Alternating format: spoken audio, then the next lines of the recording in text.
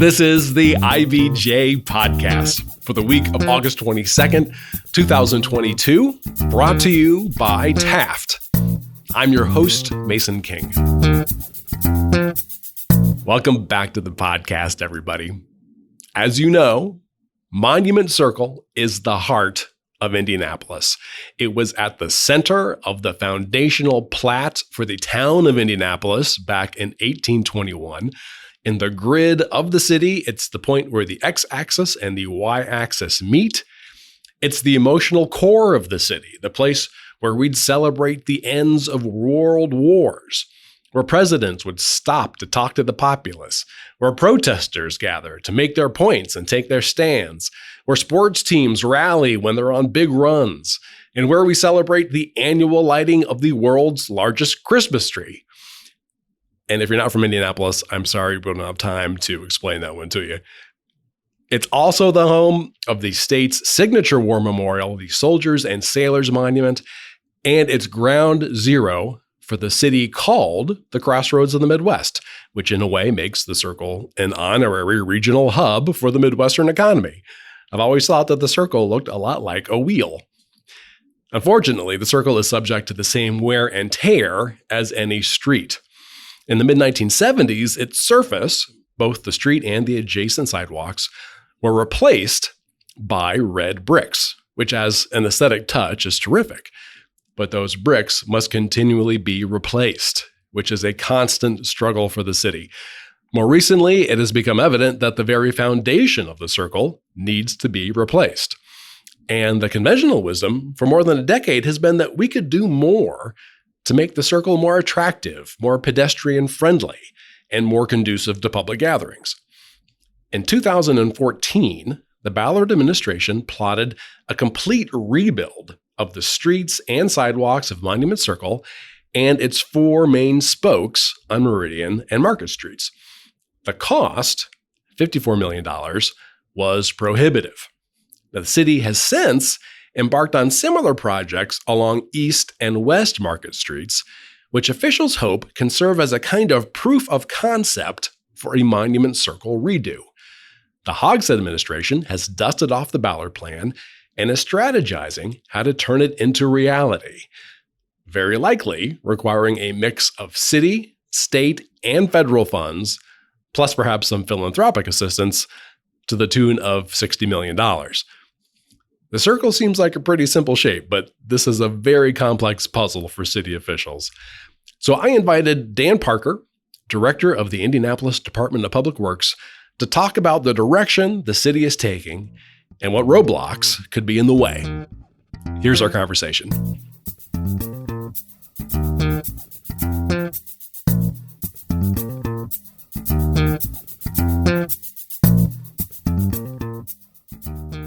It's my pleasure to welcome to the podcast Dan Parker, director of the Indianapolis Department of Public Works. Mason, thank you for having us. Sure thing. So, to my mind, there are two things going on here, and feel free to relieve me of my judgment. There's the repair/rebuild of the surface and subsurface of Monument Circle and its sidewalks. The second thing is potentially rethinking how we use the Circle as a community asset. Now, how much do we want it to serve pedestrians? How much do we want it to serve traffic? Does that sound like sound reasoning so far? You sound like an engineer so far. Shoot, I'm not making enough money. And I'm assuming that they are to an extent interconnected. Yes, they are. Okay, let's take it one at a time. So, okay, here's the point where I make it about me. I have worked within a block of Monument Circle for 13 years, and actually on the Circle for 3. And it seems like crews have been working on the streets or the sidewalks or both for the entire time. They are constantly replacing bricks or opening up big holes to deal with what I'm guessing are problems with utilities or erosion. Everyone's had this experience probably downtown.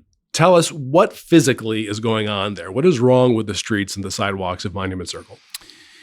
So physically underneath the Circle, the concrete that's underneath that kind of holds everything in place needs to be replaced. It is decades old.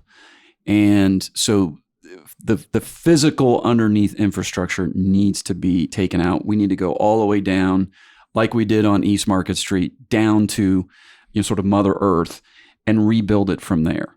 And that's what you've seen on East Market Street and you've seen on West Market Street. And so that type of project needs to happen at the Circle. What you have seen, the utility cuts are one thing, but what you've seen DPW crews and our contractors doing is replacing the bricks.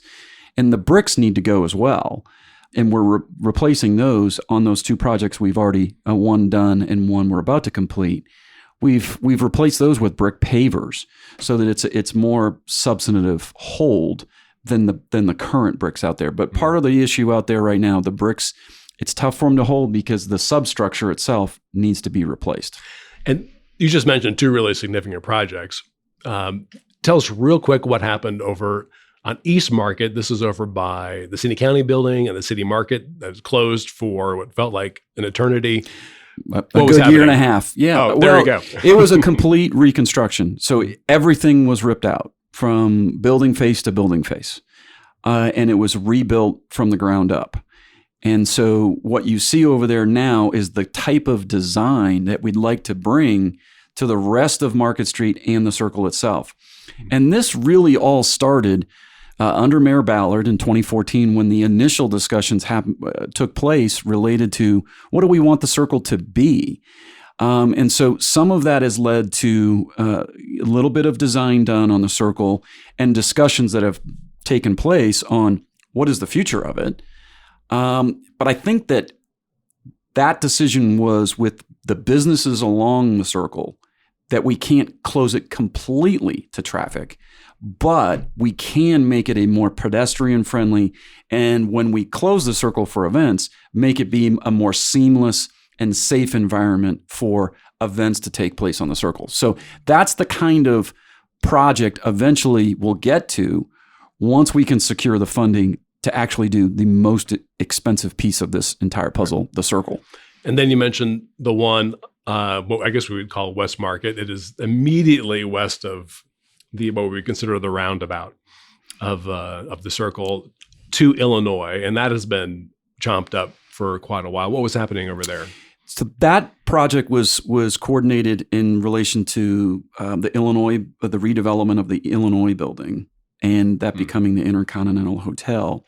And so what you see there is that small piece from the edge of the Circle to the intersection of Illinois. I mean, it was a $4.5 million project, but it was to sort of take out the curb for the entrance into the hotel, rebuild, just like over on East Market Street, more bump outs, more green infrastructure, obviously elevate and rebuild the concrete underneath. So that section is completely rebuilt, just like the East Market Street section.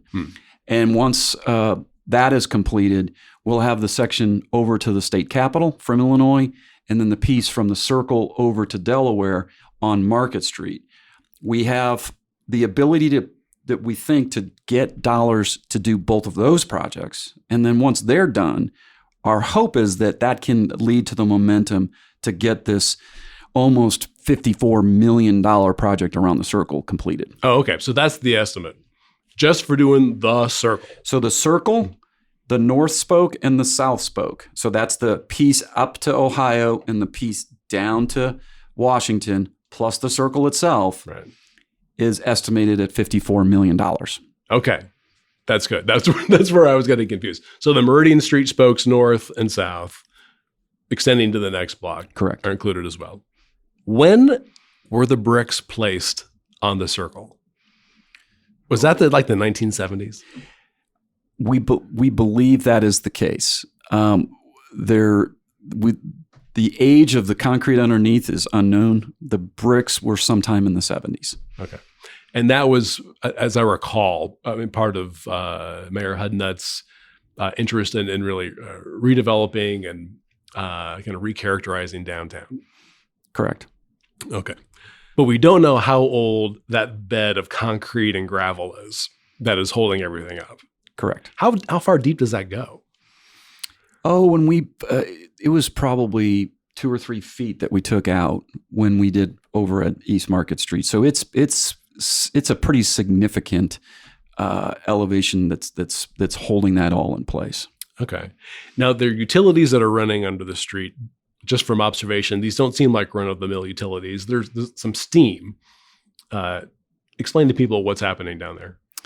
Well, there's all kinds of utilities down under the street, some of which we didn't even know were there. There were abandoned pipes that were not even logged when we did the East Market Street project.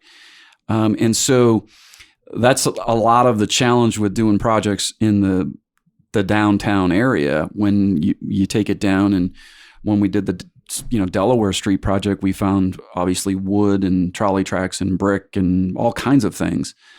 But and that was repaving, or that was a complete rebuild as well. That went all the way down because it was, if we're gonna spend money on these, we need to spend it to rebuild them, not to just put a top layer on, because we got to get those trolley tracks out, because the trolley tracks were on wood.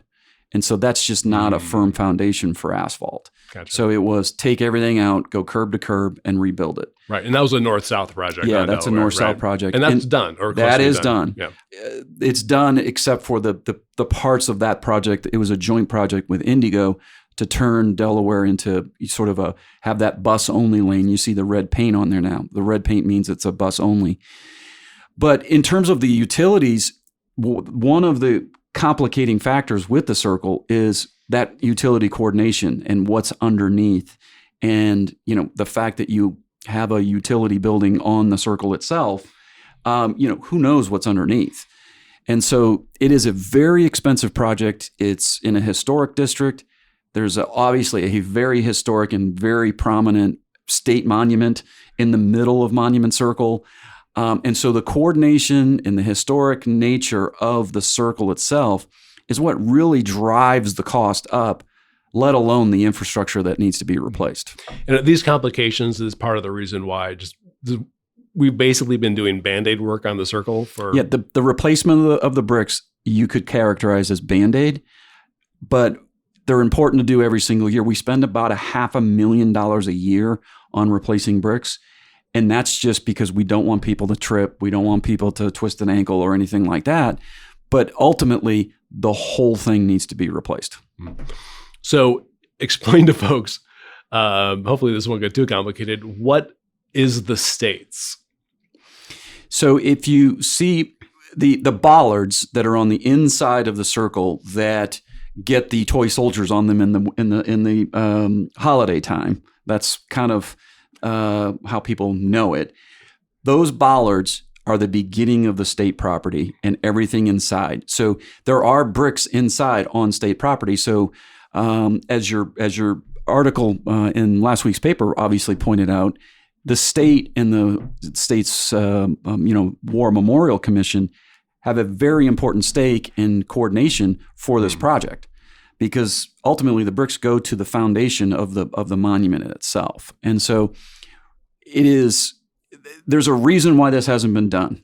And, it's $54 million as an estimate as of 2 years ago. With inflation, that might be $60 million now. And so that's not something that can be funded out of the city budget. We're going to have a sort of joint funded project that's federal, state, local, put together to deal with this. So the city wants to go ahead and do this if it can. So how do you find the money? I think how we find the money is, like I said, if we finish Market Street first, which is expensive, but the estimate for the rest of West Market Street's about $5.5 million construction cost, and the rest of East Market Street is about $5.5 million construction cost. If we can get that done, that could build the momentum, because then all of Market Street has been redesigned with how we want the circle to look. And then that could lead us to a conversation with state partners, federal partners, on how to get this important project funded. But again, it's so pricey, not something that would end up being in the city budget, or at least in any big way. It couldn't be in the city budget, and it's such a large project that it's not. So the federal funds that flow down to local government go through the Indiana Department of Transportation to the Indianapolis Metropolitan Planning Organization, the MPO. Their annual budget's about $55 million. So, I mean, if all the other communities in the region would say, hey, we'll pass for 1 year for Indianapolis to get the circle done, I mean, that would be great. But I don't necessarily think that would happen. But it's one of these projects that it is the core, it's the heart of the entire region. But we feel like we could build momentum, with the Lilly Endowment investment that they did with Downtown Indy for the light show. Downtown Indy programming, Monument Circle, obviously with the things that the War Memorial Commission has planned for upgrades to the monument itself. I mean, this is the heart of the city, and we feel like we need to push this to get it done. So it wouldn't necessarily be just filling out a grant for $60 million from the feds. It would be probably a combination of several things. It's going to have to be a combination. Even if we say got a $60 million grant from the federal government, 20% of that cost has always got to be covered by the local. Gotcha. And so 20% of $60 million is still a pretty significant cost. Okay, let's take a quick break to hear from our sponsor. This is the IBJ Podcast. Taft, today's modern law firm. With more than 625 attorneys across 11 offices, we provide solutions to the business issues facing middle market and emerging companies alike. We do this through a highly collaborative and inclusive team approach. Taft, the modern law firm. To learn more, visit taftlaw.com. All right, we're back with this week's episode of the IBJ Podcast and my conversation with Dan Parker, Director of the Indianapolis Department of Public Works. So meanwhile, every few years, we hear about a plan for making the circle more attractive or more pedestrian-friendly, more of a community gathering space. In 2011, for example, the city, in partnership with the Central Indiana Community Foundation in downtown Indy, announced a contest, a Monument Circle idea competition. There were 12 finalists, and there was one winner. And as far as I know, nothing happened. What has been so difficult about choosing a vision for what Monument Circle is supposed to be? Well, I think that a lot of that process that you talked about led to the 2014, the beginning of the design phase of what is the next stage and so a lot of the early coordination that the city did with obviously stakeholders on the circle itself, but also this idea of how do we make it more pedestrian friendly? How do we program it more? How do we make it a place instead of a traffic circle? Led to sort of a compromise that, yes, you keep it open for traffic for the theater and the businesses and the Columbia Club, et cetera, but also how do you make it more pedestrian friendly? And a lot of that will come out in the design process as once we can secure funds, we'll get it into further design, is to eliminate curbs, to obviously rebuild the substructure, but also once you get that substructure rebuilt, how do you make it, the green infrastructure with the rain gardens that we have over on East Market, but also eliminate curbs, widen the curbs out. We don't need as much space for cars. You don't need 3 lanes of traffic going around the circle. How do we do this so you can still get to the theater, you can still get to the Columbia Club, you can still get to South Bend Chocolate Company, but also let's have more space for pedestrians. Is it 3 lanes? Is that including the parking lane? That includes the parking lane. Okay. So you could have 3 lanes. If you had no parking lane, you'd have 3 lanes around that circle. Right. It's not marked, obviously. It's not marked. Yeah, so it's hard to tell. But quite often you can see folks try to pass people on the circle, which is not recommended. But we need to sort of have it safer, but also, let's have less traffic. Like if you need to go to the circle because you're going to a specific business, that's one thing. But, for the most part, the circle is not necessarily a thoroughfare. It's a little difficult to get around, particularly obviously when there's events in town. My memory growing up here, especially when they light the world's largest Christmas tree, which of course is the monument with all the bulbs on it, there would be a line of cars, probably county-wide, leading to the circle, and then them going around the circle. I mean, people from all over the state just to see the lights. Do they do that anymore? Or are there situations now where we don't want people to be just circling the circle? Well, I think in the wintertime, after the lights are on, you'll see that. People just driving around the circle to take a look at the lights, which that's maybe part of the reason why you want some traffic. Yeah.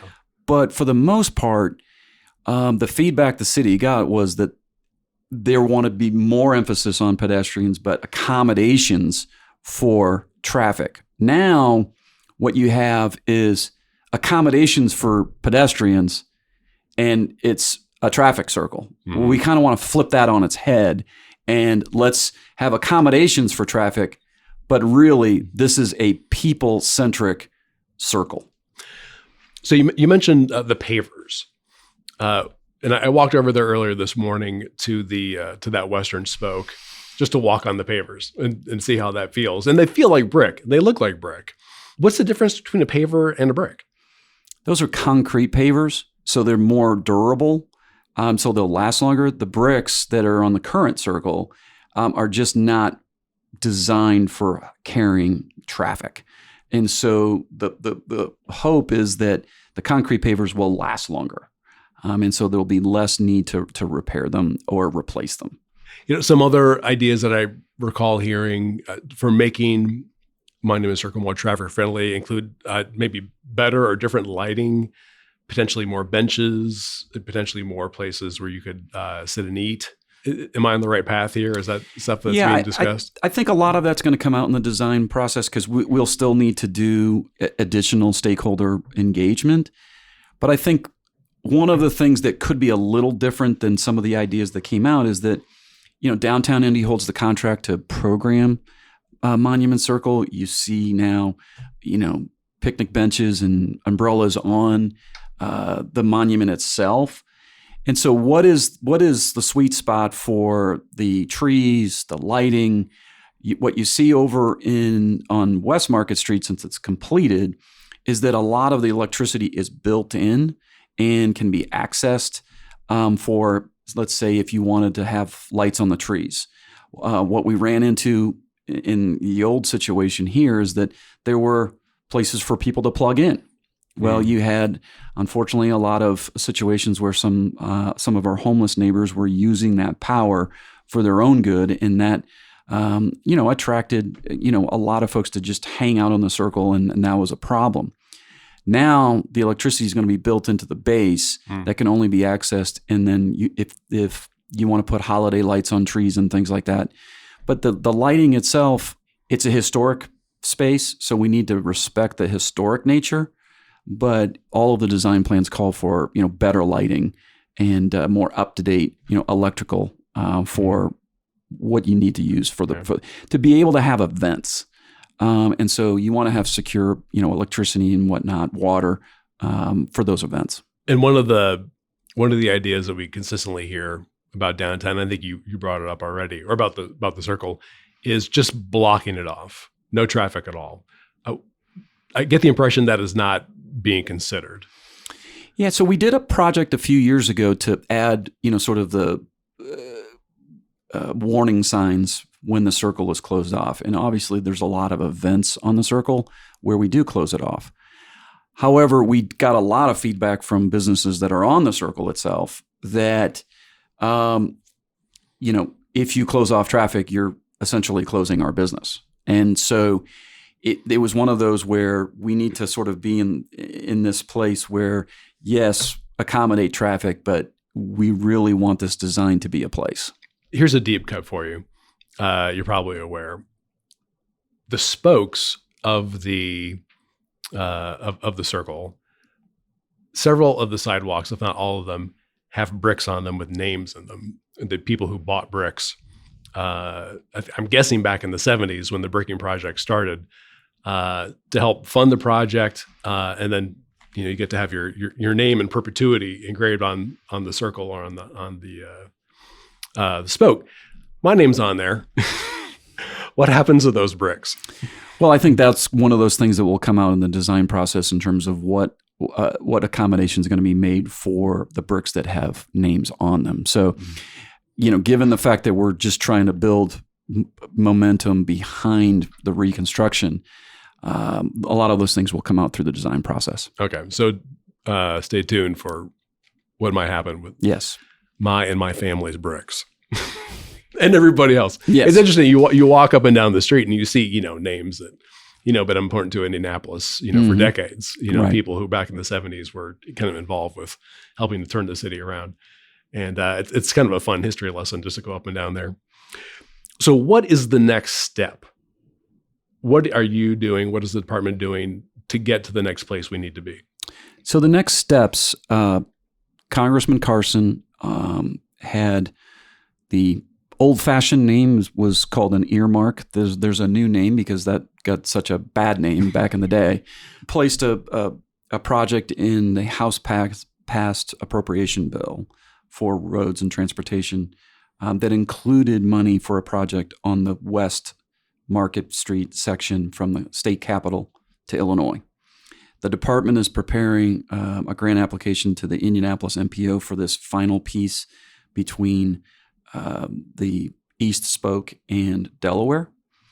So our hope is to try to nail those down and then get those under construction, complete Market Street, while we're trying to build momentum behind getting the circle taken care of. And so that's going to require us to really engage with not just Congressman Carson, but our senators, the state government, the legislature, on how to put this project together. It's just not going to be able to be done just by the city. Mm-hmm. It's just too expensive. So once that chunk is figured out, then you get a sense of where to go. Yeah. What kind of timeline would we be talking about here? Is it too early to tell? If the money was put together tomorrow for the circle, you're looking at probably 3 years before we would have it under construction. But it's not going to be tomorrow. It's not going to be tomorrow. When would the money come together? I mean, even with the MPO submission for the section between the circle and Delaware, the funds that the MPO is programming for that are calling for projects are for the fiscal year 26-27. So that's how long out they program. And so we would start the design process and everything, coordination with businesses, because the tricky part, yes, we closed down between the city-county building and the market, and that was challenging for the market businesses along with the pandemic. But there were other ways into those. There was another entrance into the city-county building. There was other entrances in. As you go along Market Street, you've got businesses that only exit onto Market Street. And so what we've had to do over on West Market Street that's different from East is that we've had to do it in stages. So we did the north side of the street last year, and we're doing the south side of the street this year. And so it's being done in phases, which takes longer, but the access to the street is the lifeline for businesses along there. And so it's going to take a lot of coordination with not just utilities, not just the historic aspect of it, but also we got to make sure that businesses stay open during construction. So it sounds like 5 years would not be. 5 years is not a stretch for. Would not be a stretch. If we could put money together on the circle, that's going to be the mother of all coordinations. All right. Well, this is great. Well, this is a great show for the podcast because we can check in a couple of years and see how things are going. Well, hopefully I'll be able to see it to its conclusion as a citizen. All right. Well, thank you so much. All right. Thank you, Mason. Appreciate it. Appreciate it. My thanks again to Dan Parker. If you'd like to read more about the drive to improve Monument Circle, Mickey Shuey has a related story in the August 12th issue of IBJ. And before you get on with the rest of your week, there are a few stories in the latest issue of IBJ I want to draw to your attention. First up, reporters Susan Orr and Taylor Wooten take a deep dive into the recently announced plans to split IUPUI into an urban campus for Indiana University and an independent satellite location for Purdue University. Local business and tech industry leaders say they see the effort as a chance to boost the available workforce for local companies, downtown's roster of research institutions, and the region's economy as a whole. Also in this week's issue, Peter Blanchard gives us a sense of what to expect from the state committee studying marijuana and potentially ways to regulate it for legal use. And Dave Lindquist examines a new approach to philanthropy taking hold in central Indiana that focuses on collaborating with the communities that foundations seek to help. Again, you can find these stories in the latest print edition of IBJ or online at ibj.com. I will say it is easier to access all of the latest local news about business and politics and of all of IBJ's data on Central Indiana's business community and economy if you're a subscriber. And here's a new development. We have wrapped all of IBJ's content together with all of the stories, columns, and podcasts from our sister publication, Inside Indiana Business. It now works out to about $3 per week for actionable information about every notable business development across the state. You won't find Indiana's story told with this kind of breadth and depth anywhere else. Just go to ibj.com and click on the subscribe button. And thanks again for making time this week for the IBJ podcast. I'm Mason King. Hang in there, everybody. We'll be back again next week.